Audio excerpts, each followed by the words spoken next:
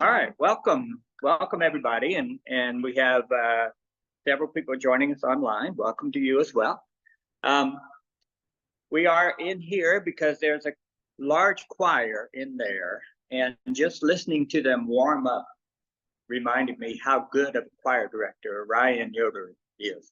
Those kids really sound good. So after we're done here, if you just want to slip over there and listen to some music, I don't think they would mind too terribly. All right, we are on number 8 of the Phoenix Affirmation, and I'm keeping an eye peeled toward that side in case anybody gets here at the last minute and is starting to make their way into the Bonhoeffer room.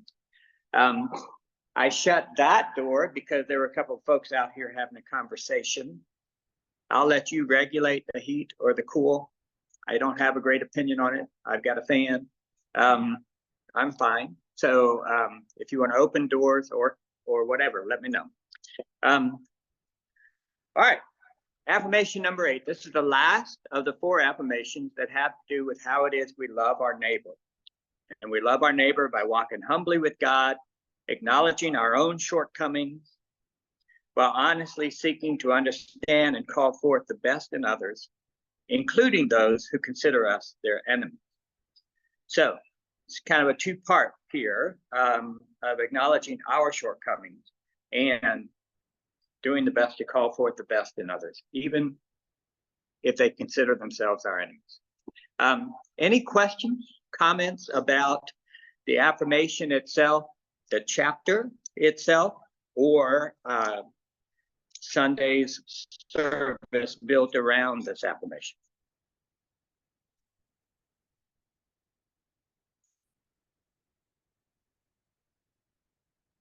It's a dangerous thing, not setting the agenda. You leave it to me. Okay. I want you to look at page 89 if you have the book. Eric always starts out each chapter. Here we go. Each chapter kind of leaning into the affirmation a little more. And I want to look at the last paragraph on page 89. It says, we confess that we've moved away from this path when we have promoted a notion that people of faith are morally or ethically superior to those without faith. Further, we have moved away when we have supported any cause, no matter how just or righteous, without reflecting the fruits of the Spirit toward all. I think that's probably the most engaging sentence in this chapter, because it is a bit of a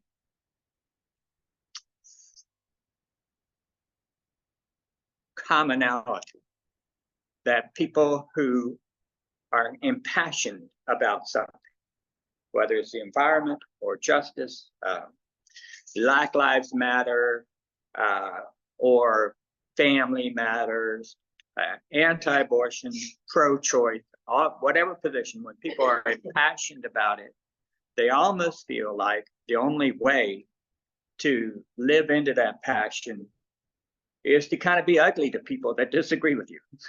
And that goes a long way to explaining why it is that we have families who can hardly talk to each other.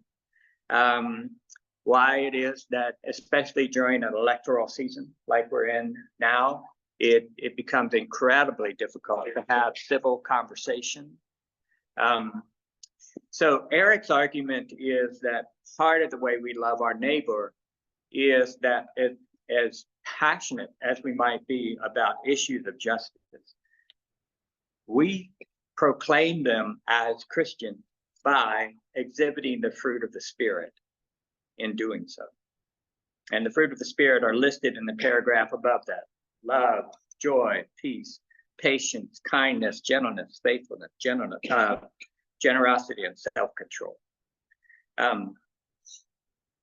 So in Sunday's sermon, what I try to show is that there can be a tension. I should say in last weekend's sermons, I tried to show that there's a tension sometimes between our call to justice and our call to love our neighbor, even if they consider themselves our enemy. I think that language is a little soft, even if we consider them the enemy. There seems to be a tension between the call to justice and the call to love. And I'm wondering if that made any sense to you, because I was feeling that very deeply over the weekend, but I'm not sure I communicated that terribly well. Do you see that tension between justice and love? The call to justice, call to love. Yes? No? One thing I was going to say, though, you just mentioned it, but it seemed weird to me that he said, considering those who consider us enemies, you know, like, well, so if we consider you an enemy, it's all okay. You know, that was kind of just, Yeah. you just say you consider enemies, including our as enemies, either way. So it's kind of weird that he chose that. I agree. And on Saturday, I was very specific to say that I think this is softer language than it needs to be.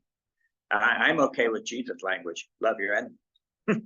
Whether it's them considering us enemies or us. But I do know that a lot of people, in my experience, when you talk about loving your enemies, will just start out by saying, well, I don't have any enemies. Because they don't feel like personal animosity toward other people. But they are shocked that other people might feel animosity toward them. So I think he was kind of trying to help people identify with this, even if they are the kind that says, I don't have enemies. You know what I'm saying? Yeah. But I would agree with you. I think if we don't have enemies, we sure act like we do. You know, we have people to whom we would never give the benefit of the doubt. People whose motives we always read in the worst light. And then we have the people whose motives we always read in the best light. I think that's what the language of enmity is all about. So I hear you. Yes, ma'am. Using the word enemy, you think of that as a certain thing, but maybe if you put another word in its place, then more people would see that they have differences. Yeah, so let's do that. So instead of the word enemy, which is easy to kind of just personify or target, and maybe we don't have that deep animosity toward anyone in particular, like the word enemy implies. What would be a substitute? Where is it hardest to love for you? People that are not like us. Okay, not like us. In what way?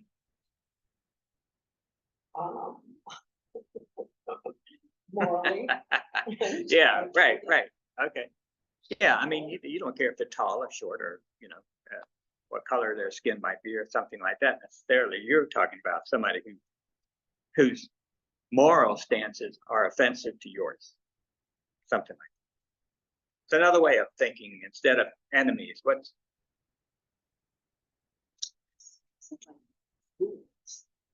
fools? Yeah, right. She said Cool. I think it's hard to, I think of enemies, or I think about that concept about people who want to take away the ability for someone to live their lives and have their freedoms and have their religious preferences. So it's kind of a justice enemy. Right.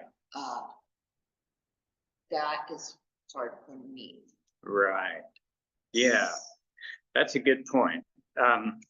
So in case you didn't hear it on the stream, enemy almost feels like someone who simply won't allow other people to live their life, have their beliefs, practice their faith, and so forth.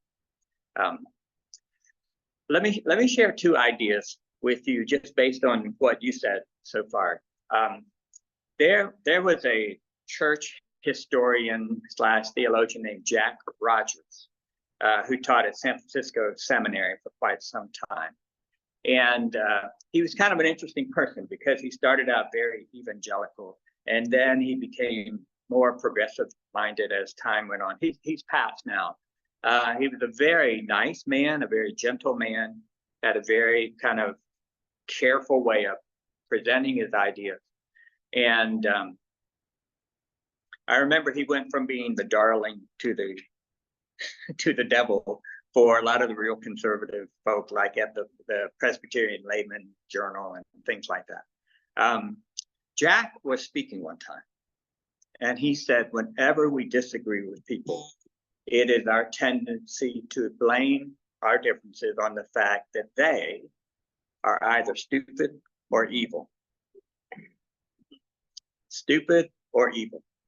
Either they don't understand, and that's why they're believing the wrong thing, or they do understand, and they must be bad for believing the other thing. But the fact that they can think otherwise, so radically different from us, without being either stupid or evil, is almost beyond our comprehension sometimes. And I have to tell you, ever since hearing that, I have heard in people's comments a lot of times that they must be fooled. Gosh, they're terrible people, right? They're awful. And I find myself doing it all the time. You know, the only way I can explain somebody's political position is they either don't have any clue what the implications of this are all about, and therefore I have to go on Facebook and give them a long spiel and set them straight, or they're just terrible. And so I have to make fun of them. You know, it's kind of interesting to see what fuels the rhetoric among us. So I'm just going to put this out there to you as a challenge, because it's out there to me as a challenge, is when we encounter somebody who's just fundamentally wrong, just wrong, you know they're wrong. You can't find a way not to think they're not wrong, right? When you encounter someone like that, challenge yourself if there's any other option that you can abide other than they're either stupid or evil. Something like that. Yeah, I mean, you could punch them, but I'm talking about the motivation behind punching. Yeah, so I found that to be a real challenge. And, you know, I mean, some of the people that I'm tempted to use that language for are close relatives. And it's hard. Yes, ma'am. I think it's easy to categorize people who have different opinions from you on lots of different subjects as a large group. But individually, it's something else. Yeah. You can, I have a neighbor who I disagree with about almost everything. She is the nicest person. Yeah. So I can't not be nice and polite and warm to her. Right. Yeah. So again, if you didn't hear that on the stream, there's a huge difference in thinking of a group collectively and characterizing them as stupid, evil, or whatever, and individuals like a neighbor with whom we might disagree on all things important, but who's a sweet person and whom we end up loving somehow or another, right? Yeah. Yes, I ma'am. think it's almost, I think about the far right Christian brother-in-law, especially very far right QAnon person. It's easier for me to almost accept a person who is believing these crazy ideas, but they base it on their religion, because at least they're basing it on a faith that they believe is right. It's not just out of the air.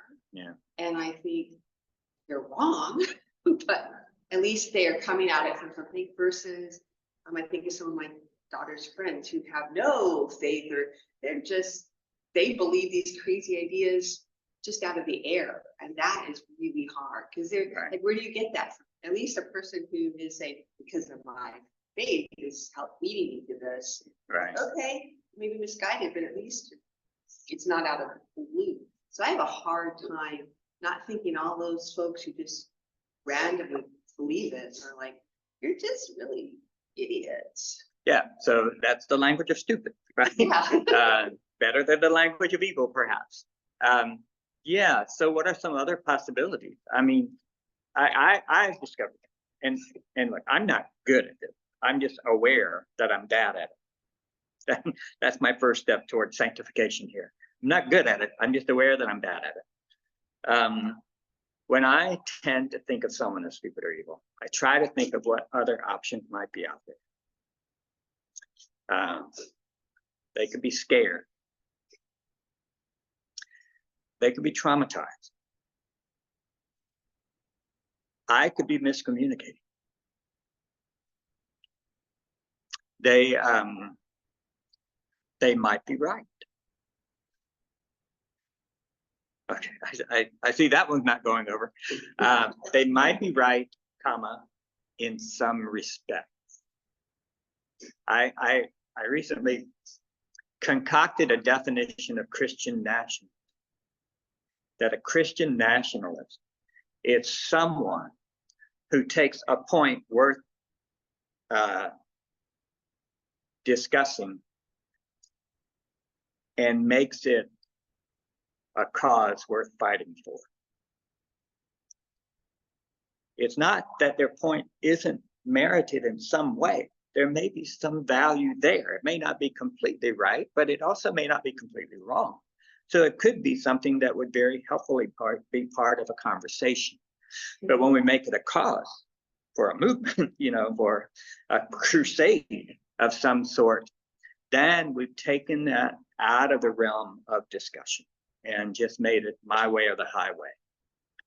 And I'm able to see that in other people so much better than I am in myself. So now the journey is, when I want to call someone stupid or evil, just to ask myself, what's the point I have that's worth discussing, that I'm making, the Maginot line here that you can't cross? I don't know. I think the hardest part of this affirmation is not loving people who are our enemies or who might consider themselves our enemy. It's the humility part at the beginning. That may be the reason they're so hard to love. A lot of that's on me, not on them. I do tend to think mainline Christians and maybe progressive Christians are a little more willing to blame themselves and write prayers of confession than I remember in the evangelical churches that I was part of. But only a little bit better at that. Maybe a little more willing. Cindy, you were going to say something a second ago, I think. Were you, Cindy? Yeah. All right. I was just gonna say, it's hard, but empathy, I think you touched on empathy, using empathy. When you really disagree with someone, I try to see them as someone's child, not the adult that's in front of me. Right. It brings it down to something I can kind of relate to and love Right. unconditionally, while I'm getting frustrated that they're not giving me the same. Yeah. Same reciprocity. That's the hard part. Yeah. But if I can get there, usually it's not a horrible fight. Right. Yeah. So the reciprocity thing, I mean, that's what hurts about the golden rule is we want to say, do unto others as they do unto you. And that's not what Jesus says, not what Confucius says, not what any of the major religions that have something very similar to the golden rule say, is do unto others the way you want them to do it to you. And when there's no reciprocity, it really stinks. But, we have a language for that. It's called the cross that we take up and carry.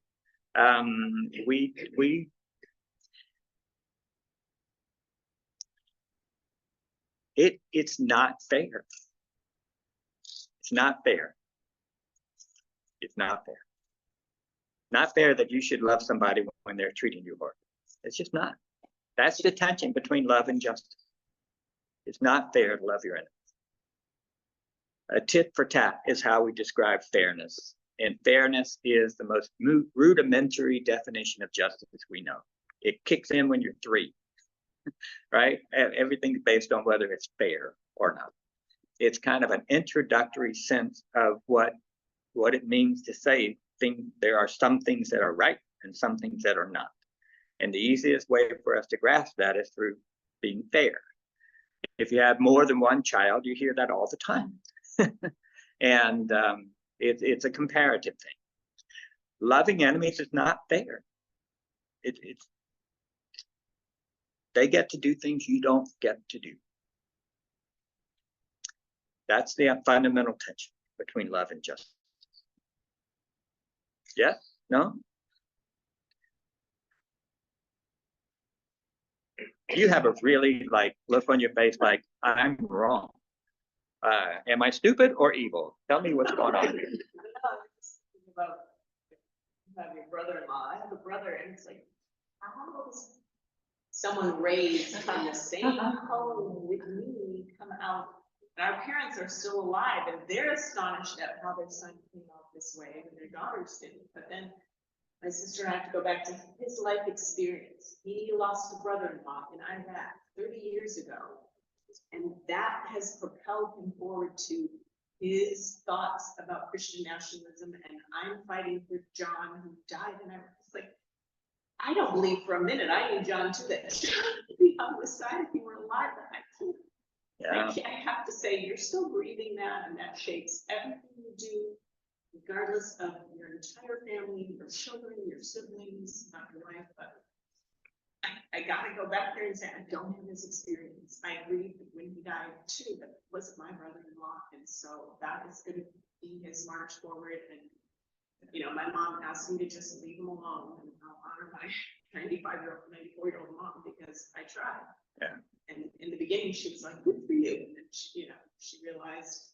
So. Yeah. So so we've heard empathy. Now you're hearing his experience. My family dynamics the same way. 3 sons, one of whom is just utterly different from the other 2 in appearance. And that's me. I'm the apple that hit the ground and rolled a really long way from the tree. Yeah, and I hope my brothers are as loving as you are, and not thinking I'm stupid or evil.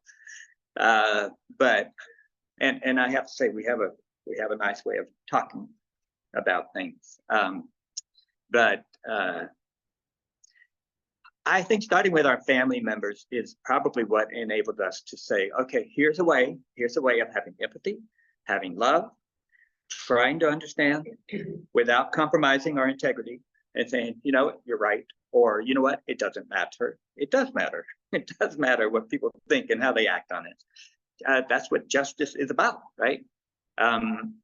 But with our family members, at least it gives us a sense that you can still love, and that love can compel us to encounter them as wrong as they are, a little different. Yes, sir.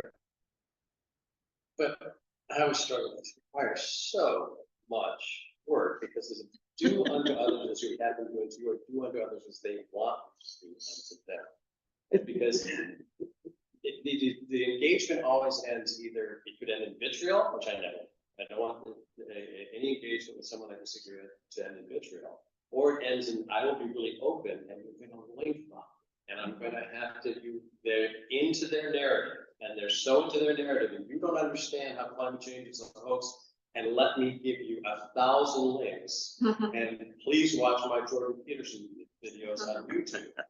And is that what we're called to do? Okay, I will now read your dumb book and say, oh, okay, a lot of good things in there, because I'm loving you as you want to be loved. I would never do it to another person, link bomb them back, or expect them to read, my book that substantiates my narrative. It's just, you don't want to engage because it's either no vitriol, but the effort to know someone as they want to be known in their crazy narrative. Yeah. You know, they're gonna be in that crazy narrative, whether you take the effort to know them or not. Right? So you're not fixing or not fixing anything by this. This is not the outcome. Not fixing or not fixing, right? How do you want them? Let's say that's his narrative. How do you want him to treat you about it? Yeah, I guess, yeah, just, you have a point. I know that, I guess really to affirm that you're trying to follow the example of Christ as best you can, and that we will have differences in the way that occurs, and for unbelieving people, that you are trying to live by a code, and you're trying to live a life of love. And I disagree with you, but I at least affirm that in you, Jerry. Yeah, I guess that's what I think that's how I want people to treat me too when they disagree. And so now my challenge is to treat them like that, right? Yeah. I mean, it's not totally unattainable, but it is ongoing. It is hard work, and it's maddening. Let's be frank. It can be really maddening. Janet, was your hand up there? I don't see experiences. Couple of issues. And I sometimes feel like they'll send me the link of the bomb right after we talk about a particular thing.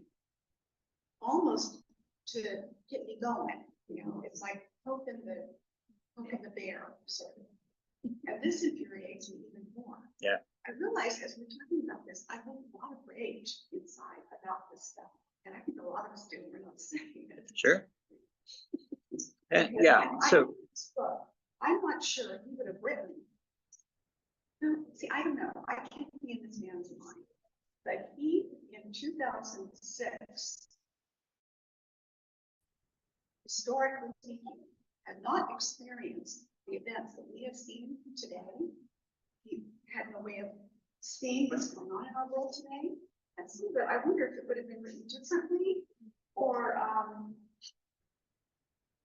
well, let me tell you what he did do. Just give you a little backstory, okay? When the Phoenix Affirmations were written, but before the book was published, in between that time, he went on a walk. He's made reference to it a couple of times, called Crosswalk America. And they started in Phoenix because he was serving a church in Scottsdale. And they walked to Washington, D.C.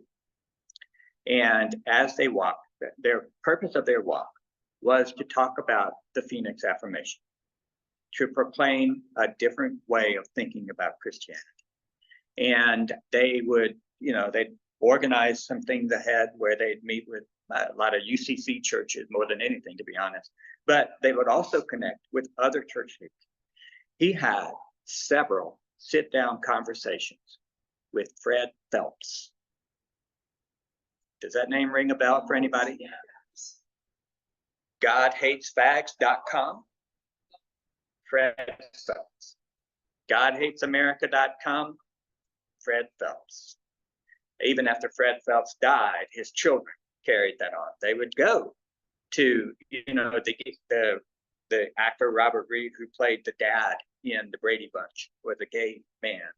And they went to his funeral to celebrate that this gay man was dead, because this was God's judgment. It's one of the most malicious, un-Christ-like versions of so-called Christianity you're ever going to find anywhere. And Eric sat down and talked to him several times. And he came out saying, you know, he's an interesting guy. That he's very much against war. Who knew? Back then, you know, we were talking about the first Iraqi war. Very much against war. Very strongly for helping the poor. He lives a very simple life. He gives away money like you would believe. He basically supports everything that his followers do because he believes so strongly in it. He said, when you talk to him, if it weren't for the fact that he so ardently vicious about the LGBTQ community. You would think this is an interesting person who's all in on their Christianity. The one thing he believed, and this is, I talked to Eric about this a few times. The one thing that Phelps believed that probably goes against the grain of American Christianity more than anything is he did not believe America was special in God's eyes at all.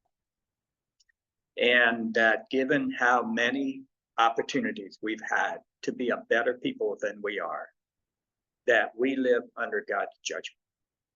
And yeah, God bless America. He said, no, God damns America. That's what he said.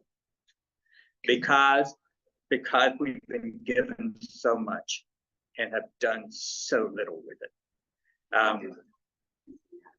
Well, I mean, again, it's like, holy cow. So I would argue that no, he didn't come up against the Proud Boys or necessarily the Project 2025, but I don't think this is naively written. I think he really did see people face to face.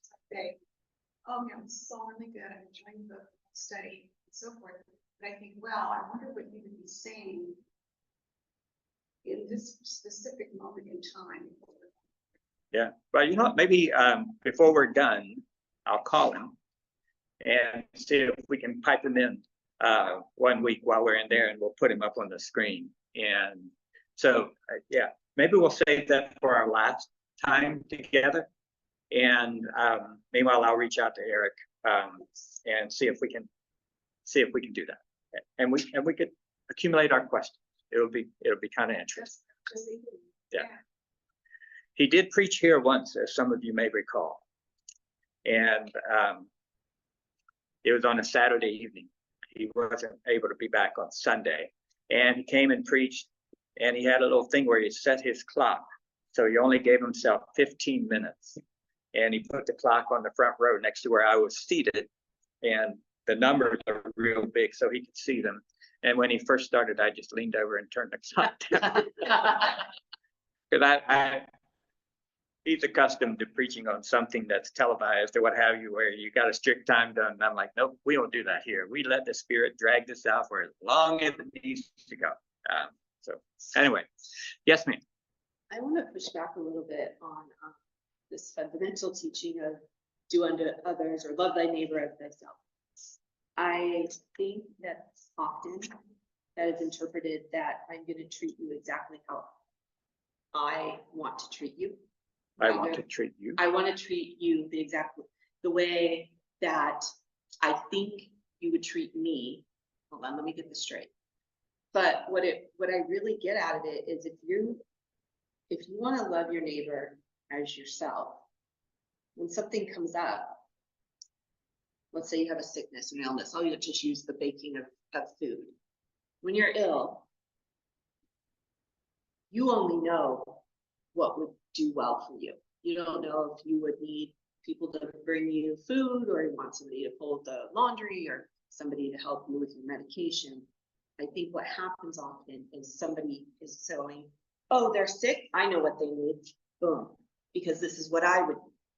But what it really, I think, is challenging us to do is to not think about what we would want, but really figure out what they would want. But the only way to do that is to get to know them or to ask. Right. And I just think there's something deeper here than just going, oh, what do I want? And I'm going to treat you that way. And I think a lot of people get very stuck with, well, I want every baby who's conceived to be born. So I would like that for you. Yeah, I'm going to now push back on you a little bit, that what I want you to do for me, and therefore what I want to do for you, is to ask me what I need. Exactly. That's exactly what I'm saying. And Right. That's what I want from you. And that's what, therefore, I ought to do with you. So I don't see that as contradicting. Do unto others as you would have them. What I would have you do unto me is to ask me what I need. It was just the way he explained it, like as if we have to imagine getting into their brain and imagining. That I didn't like his explanation. Yeah, I think yeah, it's deeper. okay. I think we have to ask. So the other thing, and this also is, I mean, it's a matter of interpretation, I imagine, is love your neighbor as you love yourself.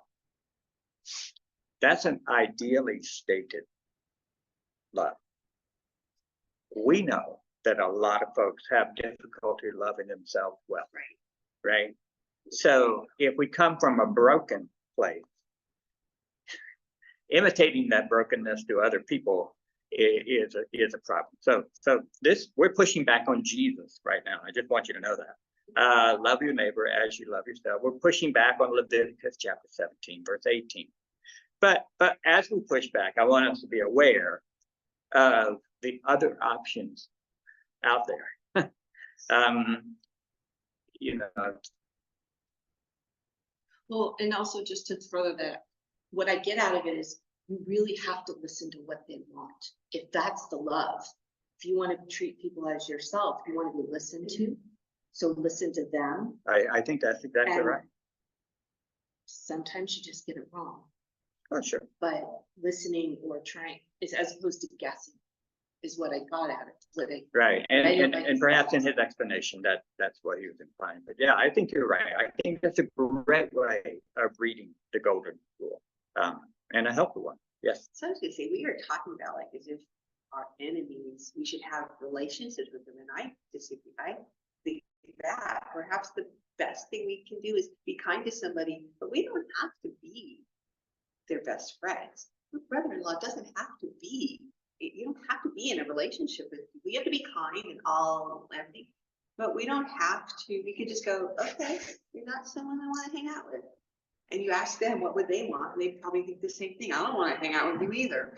You know, that is an okay place too. You don't have to. I think That is also loving them. part of loving ourselves is knowing our boundaries Yeah. and honoring them. Now, I don't want to use that as an excuse, you know, just to not even try. But I think you're right. I think when the rubber hits the road on a lot of these things, the formulas are inspiring, but they require a lot of interpretation in each instance, in the moment and in general as well. But yeah, that makes sense to me. That I mean, I can't be everybody's best friend, even if I wanted to be. And it is important for me that the folks I spend a lot of time with are the folks that will build me up, not keep me in constant fighting. But at the same time, you know, I have some kind of obligation toward that person with whom I vehemently disagree, who I consider an enemy or who considers me their enemy. I have some obligation toward that person. Don't know exactly what it is. Maybe keeping a distance and keeping the peace is the most loving thing I can do for both of us.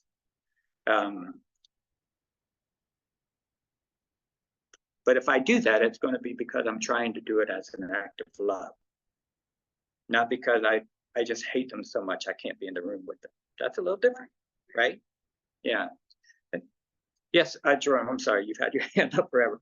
Doesn't work that way. So, because You hear that, Jesus? It doesn't work that way.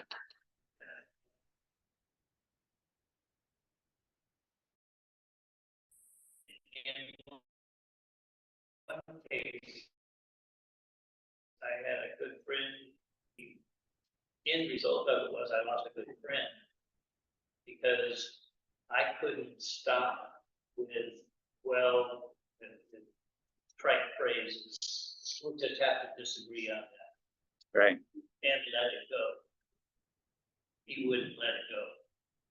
And so every time I saw him, and we worked together, so it was love that came up, and I couldn't take it anymore. And he since moved to Florida, which is just fine with me. So, but I have another friend now who we work together to make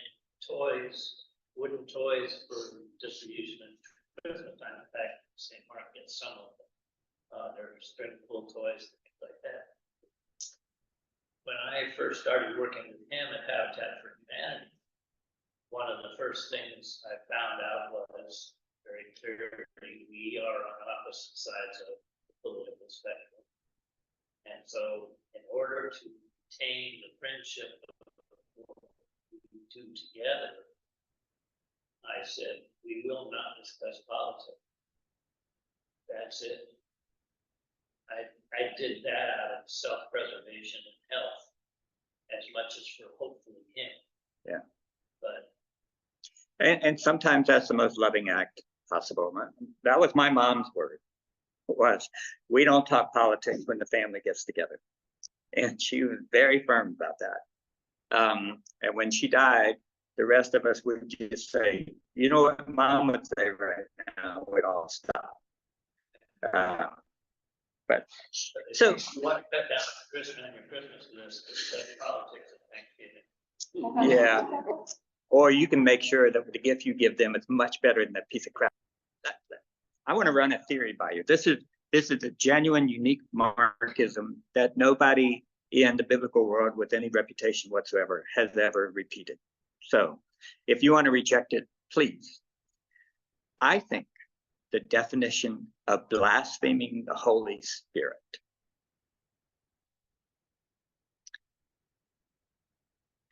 is when we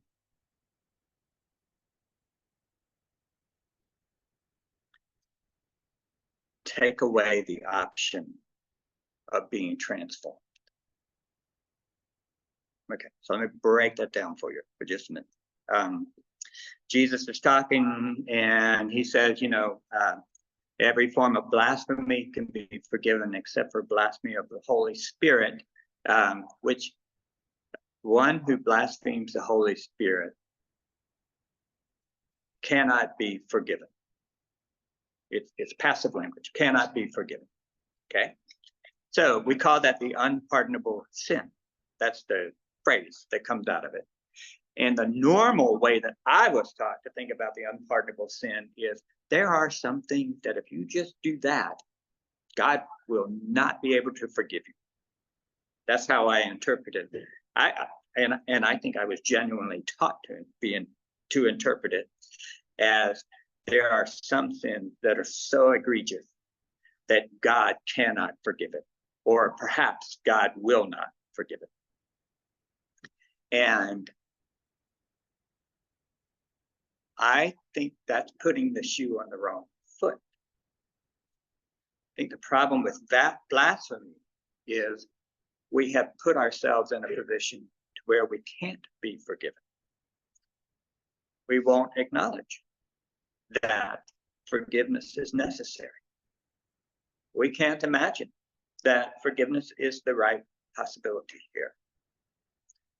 I think it's a form of impunity that does not allow for the possibility that I might be wrong, maybe not completely, but even in part, and that I could be transformed, and that there is, to me, blaspheming the Holy Spirit is, I know better than God's own Spirit. I'm right, and there's nothing that can change that. And when I say that, when I assume that disposition, I do not leave an opening to be transformed, because there's nothing to transform. I'm right. Everyone else is wrong. And if we think about blasphemy in that respect, it's a way of putting ourselves into the moral position that only belongs to God. And it we take ourselves out of the realm of being transformed. And that's a sad, sad thing. Does it say something about God? I don't think so. God is always willing to transform. God is always willing to forgive. God is always willing to give you new life. This is what God does. This is what Godding is all about. Redemption. God is a redemptive God. It's not one of God's favorite activities. It's what God is a redemptive God. So blasphemy is not about God's inability. It's about our inability to be forgiven. Because we put ourselves in a place where that's not even an option. And I hear that with your friend who can't even abide the possibility that we are different on this matter.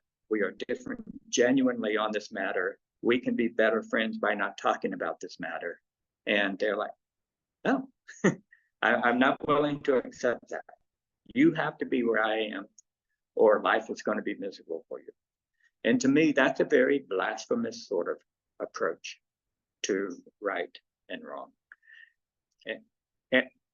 And again, I see it in myself, at least the temptation or the tendency there.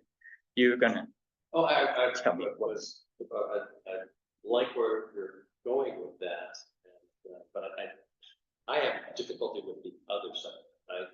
Since I read it for the first time, and I never read it again, I'm always just paraphrasing in my mind. Oh man, every week, Oliver Cromwell at one point said, "I beseech you in the bowels of Christ, consider that you might be mistaken." And I say it to myself all the time. Maybe I'm wrong about this. Maybe I'm wrong about this. Consider that I might be mistaken. I don't have trouble with that. I have trouble believing, and I guess it's subject to the same dangerous sin of blasphemy against the Holy Spirit, saying that person can never seek forgiveness. They're incapable of seeking and turning and transformation. Donald Trump is going to say, "Yeah, I'm wrong. I was wrong about all the things that that's where I have to say, help thou my unbelief." yeah, sure. Yeah, I have that belief about what blasphemy is. I also have the joy of knowing that it's not my job to figure out who's blaspheming and who's not in this world, who's guilty of it and who's not. But yeah.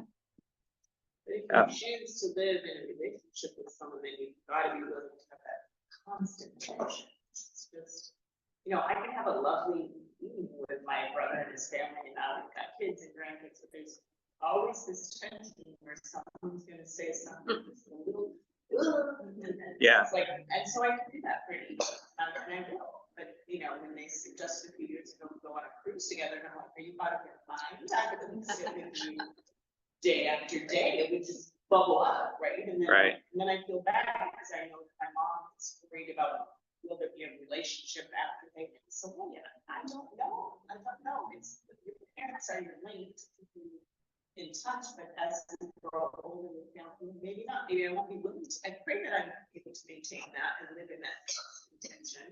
He doesn't live around here, so it's really only twice a year, but it's still hard. I don't want It is to. hard. It's messy. Yeah. But I have to. It is hard.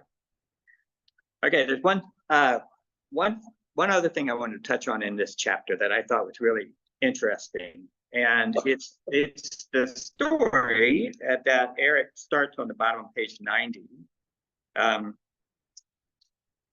When he was a young teenager watching a cowboy movie, a group of outlaws pull up on a horseback to a settler family's home and demands the settler turn over one of their sons, against whom the outlaws have a grudge.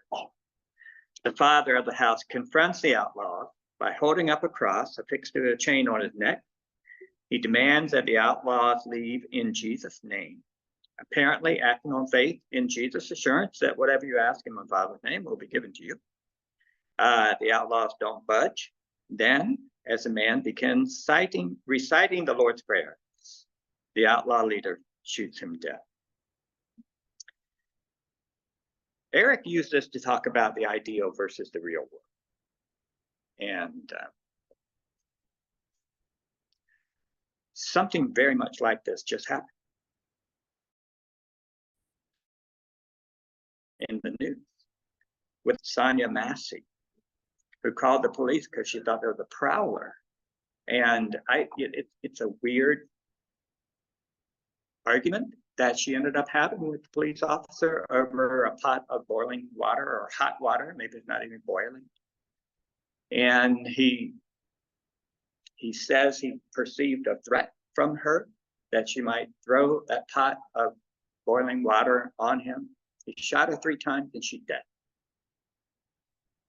before that happened, twice, she said, I rebuke you in the name of Jesus. And that's, you know, you might think that's just a biblical phrase, but it's also a working phrase in a lot of churches. It's how they speak to evil spirits. It's how they speak to evil thoughts. It's how they speak to evil moments.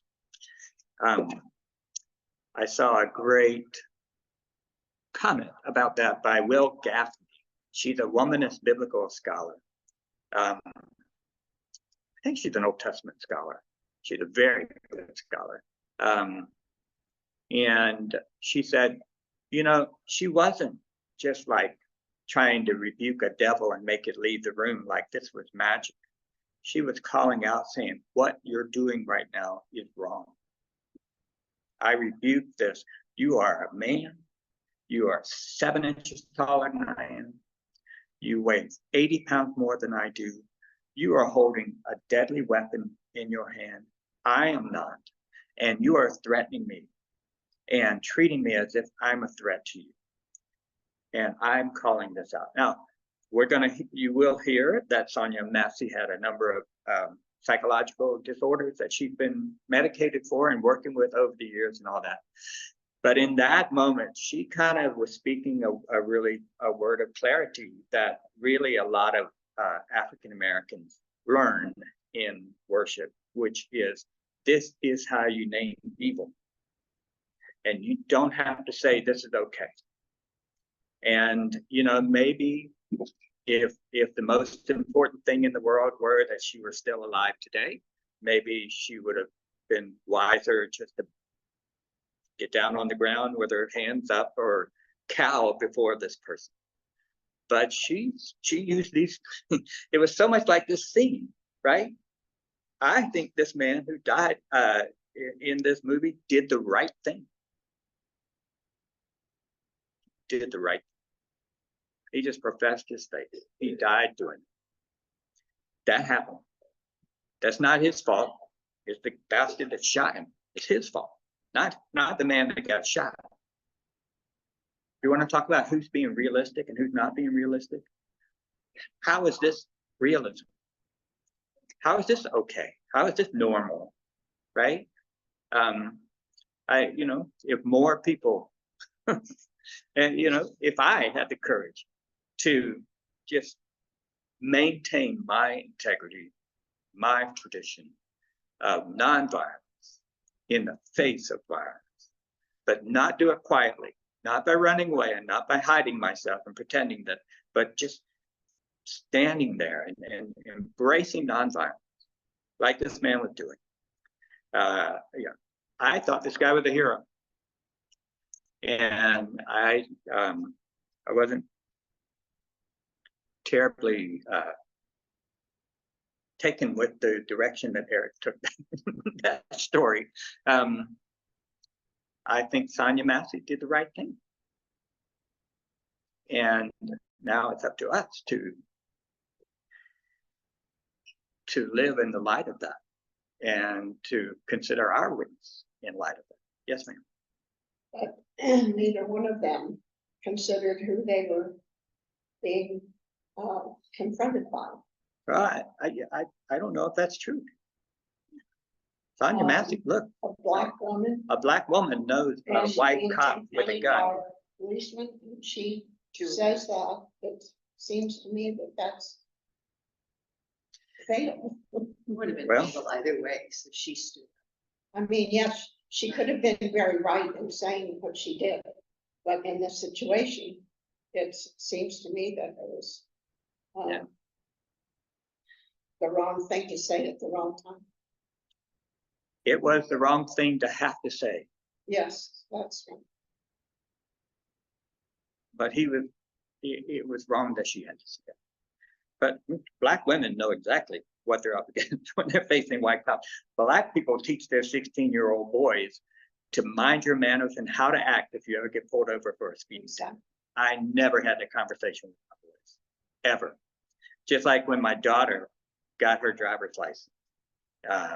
She waited till she was 18 So for her 18th birthday, one thing we gave her was a key ring with the keys to the cars, various cars that we have on there, and her brothers gave her a thing of mace. None of them ever had mace, right? So, you know, a Black woman is not unwise to the danger she is facing. She also has very little power, and maybe just reach the point where, look, I am not going to cow down in front of this person like we've had to do for so long. I don't know. And she paid a horrible price. I'm not glorifying, I'm not romanticizing anything. This is a horrible situation. But I thought the parallel with the illustration he gave was really interesting. Yes, sir. Pastor, I think sort of arguing both sides. I mean, Abigail's mace, and then also this guy's a hero. The son still got taken, right? He's dead, and the son still got taken. I think we show love to our enemy and our commitment to justice, this tension you talk about. We have to check in the most practical ways we can the evil of our enemies when they're going to do evil that goes against what we know to be just. And it is very difficult to say, okay, then that's mace on the key ring. We're going to take proper precautions that we can love our enemy, but our enemy might do terrible things to us. And in both of those instances, I don't know what the other way out was. Was it, you know, standing back in the cabin with a shotgun and saying, we will not let you take my son? Would that be more practical? It's a fictional story. Right. But in both of these instances, they're dead. Yeah. To what end? And evil has not been checked. Well, you're right. The son was dead one way or another. And we all know how the story worked out, right? The rancher went and hired a good gunslinger who had more guns, who came back and killed the bad gunslinger and all of his guns. And they rode off into the sunset. That's the plot of every freaking cowboy movie any of us have ever seen, right? And the idea is that you have to treat your neighbor the way they treat you. You just have to be better at it, isn't it? Well, I think there's complications too. I think that when you might be responsible for other people in your family, it's not so easy to stand up for what you might believe with your end in peril when you're responsible for children or for parents, or, you know, and then put them in worse cases. So Yeah, I think there's true. a lot of outside factors. True. These stories are both of them, they didn't seem to have other people too much. Right. Maybe the guy had a wife, but. So, and I realize it's 11 o'clock. So I think the reason on Saturday and Sunday that I felt directed, I like to hope these things are inspired, to start with the illustration from Belfast is that that's a real our lifetime moment where the cycle, the escalatory cycle of violence had to break. The lie about the cowboy stories is they ride off into the sunset. Those feuds never ended like that. It was just the next time around. They came and got your guy, right? Something has to happen for escalatory violence to stop. And sometimes it's as obnoxious as swallowing our thirst for revenge, which might be just. Certainly, if justice is fairness, it is. And something has to break that. I think this was the hardest of the affirmations that we've encountered so far. And I think Jesus' teaching of loving enemies, doing good to those who hate you, turning the other cheek, all of those things are enormously difficult to take seriously and follow. And I'm just gonna throw out there, I'm not real good at it. But I do feel like in some ways, large and small, whether it's a brother-in-law or a real armed enemy, we feel called to think about power of love to overcome hate, as idealistic and naive as it sounds. Okay, that's all we have time for, and the choir is getting ready to come over here and fill this room with good noise. So thank you all for joining us online.